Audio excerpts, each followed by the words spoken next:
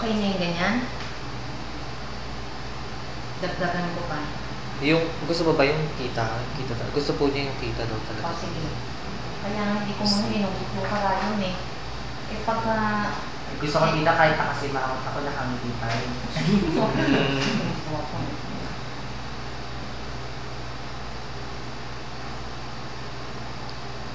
Kita, bawi ako talaga sa'yo sa 25.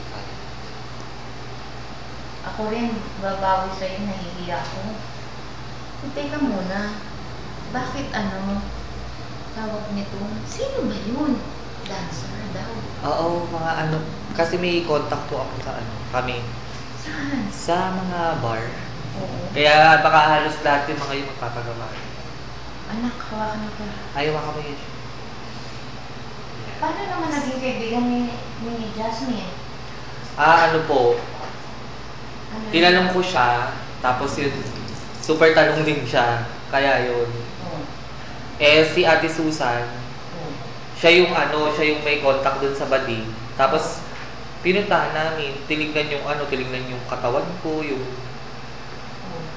dede ko, pati yung yung mukha ko, ayun. Si Jasmine din siguro, tinignan niya yung puso. Apo. Eh ano sabi doon sa katawan mo? Nagustuhan po nila. Kaya yun talagang magpapakembot.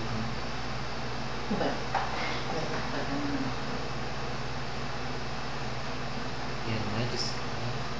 Para ka na talaga nakamit eh. May gumagawa nito, ang dami-daming puso, kakaawa ng ginagawa. Kailangan, pag isang target mo lang dapat. Yan. Natulo kasi baka borload. Waka ko na lang. Tapos, ganun-ganun. Ito anak, mamaya, wala kang ginagawa. Ganyan-ganyan. Grabe naman ang eyebags talaga niya. No? Oo, ganyan po talaga sila. Kahit naman ako, di ba tita naman? Na ano lang talaga, concealer. Na concealer lang talaga. Maganda nga yung buhok mo.